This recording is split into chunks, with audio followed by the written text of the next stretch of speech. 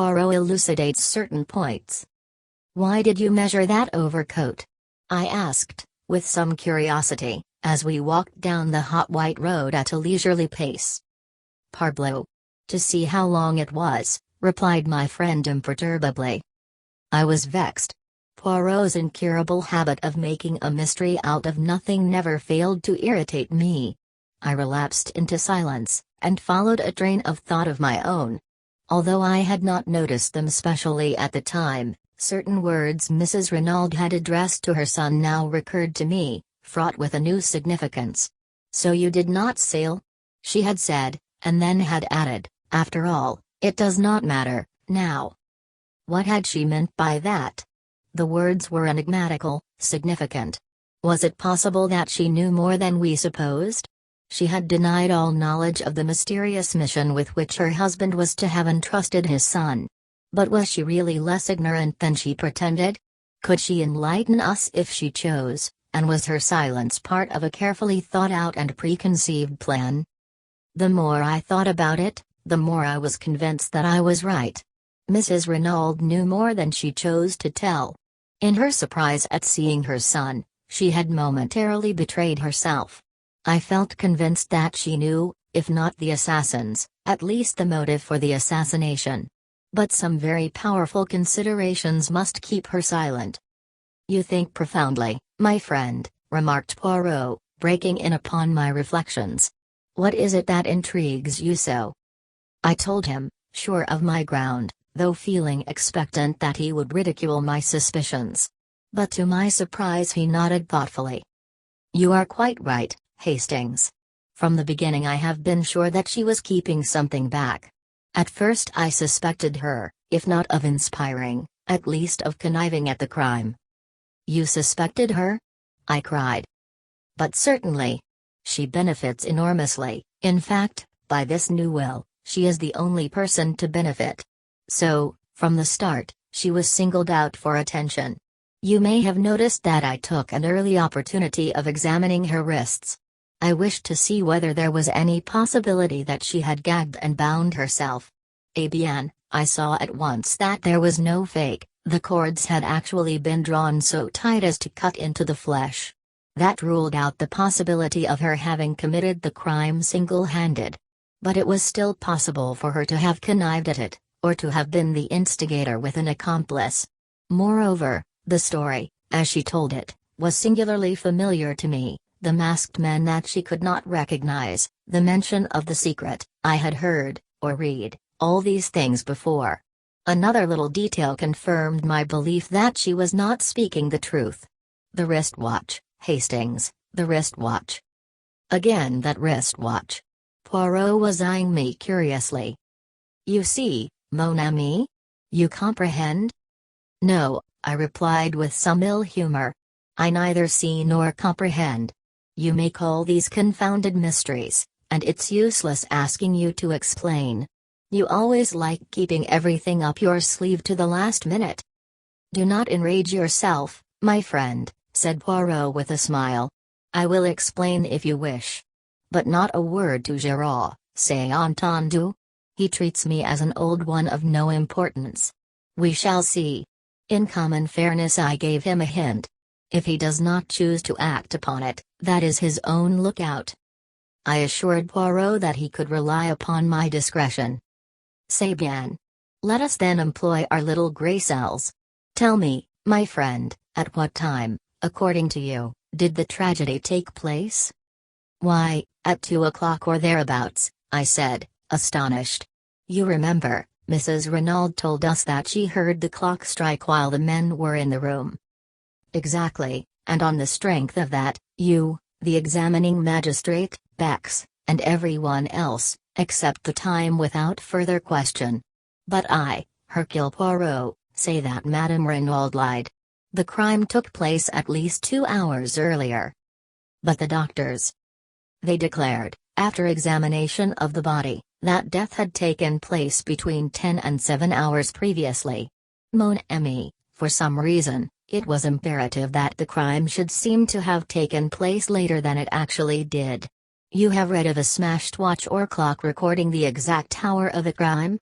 So that the time should not rest on Mrs. Renaud's testimony alone, someone moved on the hands of that wristwatch to 2 o'clock, and then dashed it violently to the ground. But, as is often the case, they defeated their own object. The glass was smashed, but the mechanism of the watch was uninjured. It was a most disastrous maneuver on their part, for it at once drew my attention to 2 points. First, that Madame Renaud was lying; secondly, that there must be some vital reason for the postponement of the time. But what reason could there be? Ah, that is the question. There we have the whole mystery. As yet, I cannot explain it. There is only one idea that presents itself to me as having a possible connection. And that is? The last train left Merlinville at 17 minutes past 12. I followed it out slowly. So that, the crime apparently taking place some 2 hours later, anyone leaving by that train would have an unimpeachable alibi. Perfect, Hastings. You have it. I sprang up. But we must inquire at the station. Surely they cannot have failed to notice 2 foreigners who left by that train. We must go there at once. You think so, Hastings? Of course. Let us go there now. Poirot restrained my ardor with a light touch upon the arm. Go by all means if you wish, mon ami, but if you go, I should not ask for particulars of 2 foreigners. I stared, and he said rather impatiently. La, you do not believe all that rigmarole, do you? The masked men and all the rest of cette histoire la. His words took me so much aback that I hardly knew how to respond. He went on serenely. You heard me say to Giraud, did you not, that all the details of this crime were familiar to me? Eh bien, that presupposes one of 2 things, either the brain that planned the first crime also planned this one, or else an account read of a cause célèbre unconsciously remained in our assassin's memory and prompted the details. I shall be able to pronounce definitely on that after. He broke off.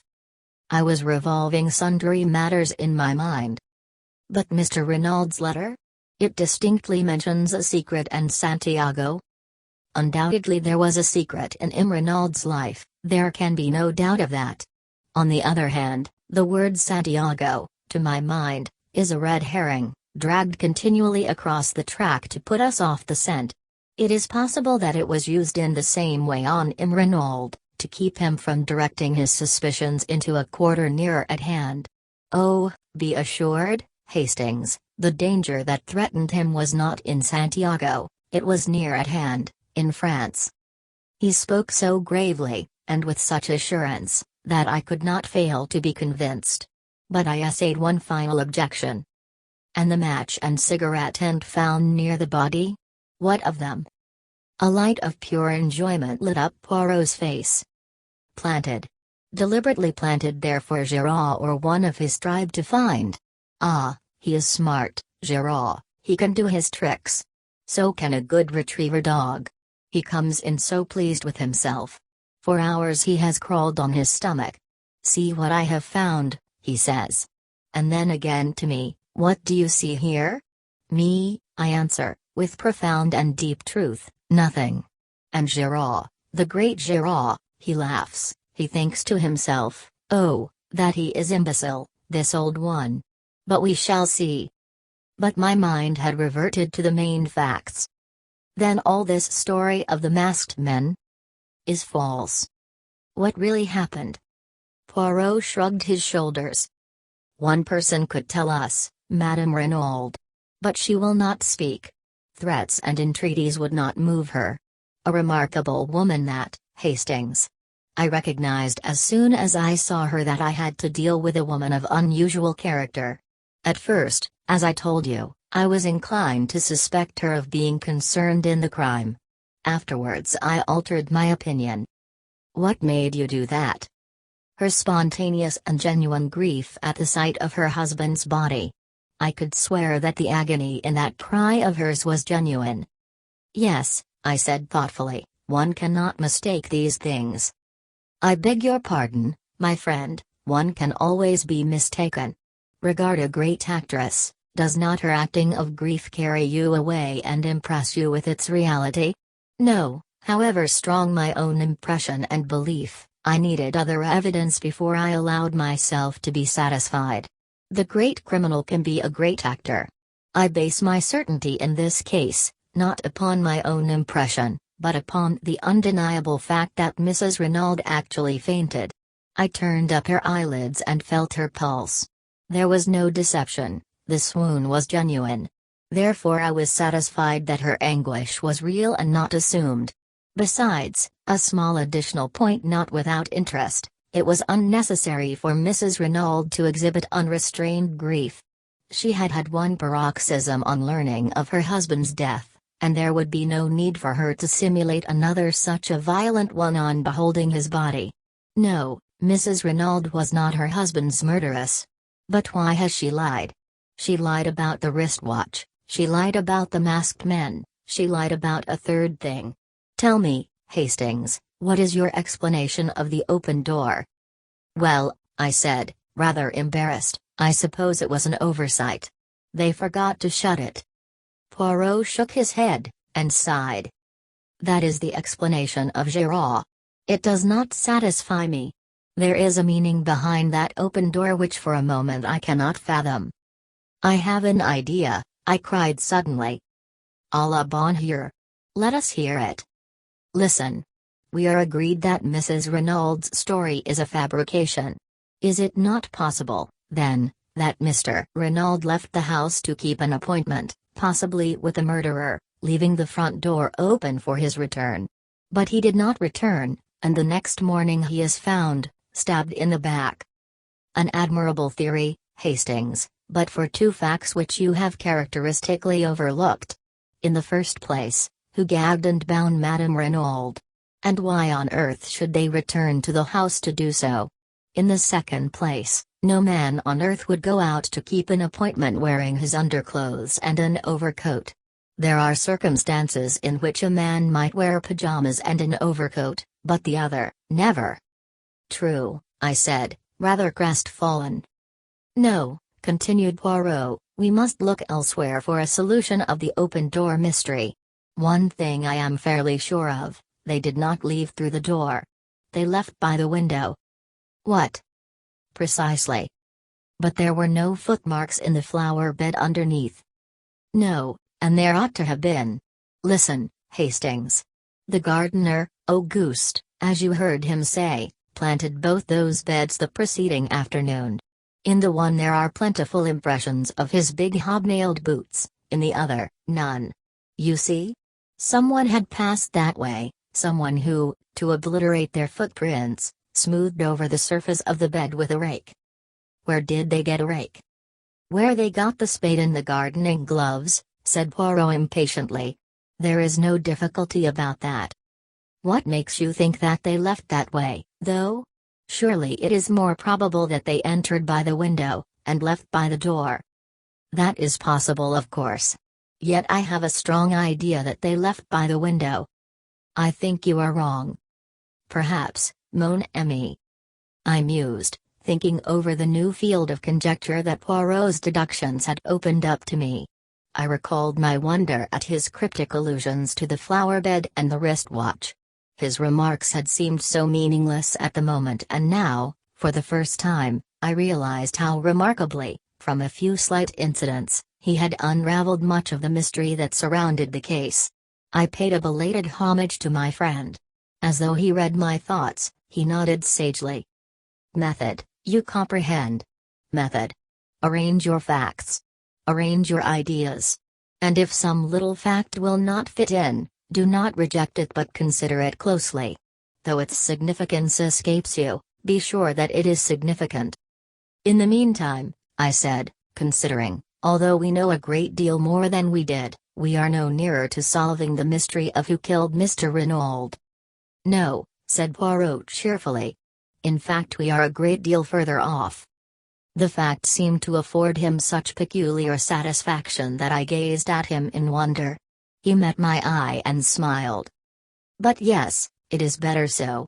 Before, there was at all events a clear theory as to how and by whose hands he met his death. Now that is all gone. We are in darkness. 100 conflicting points confuse and worry us. That is well. That is excellent. Out of confusion comes forth order. But if you find order to start with, if a crime seems simple and above board, eh bien, me fais vous. It is, how do you say it cooked. The great criminal is simple, but very few criminals are great. In trying to cover up their tracks, they invariably betray themselves. Ah, mon ami, I would that someday I could meet a really great criminal, one who commits his crime, and then, does nothing. Even I, Hercule Poirot, might fail to catch such a one. But I had not followed his words. A light had burst upon me. Poirot. Mrs. Renaud. I see it now. She must be shielding somebody. From the quietness with which Poirot received my remark, I could see that the idea had already occurred to him. Yes, he said thoughtfully. Shielding someone, or screening someone. One of the two. I saw very little difference between the two words, but I developed my theme with a good deal of earnestness. Poirot maintained a strictly non-committal attitude, repeating. It may be, yes, it may be. But as yet I do not know. There is something very deep underneath all this. You will see. Something very deep. Then, as we entered our hotel, he enjoined silence on me with a gesture.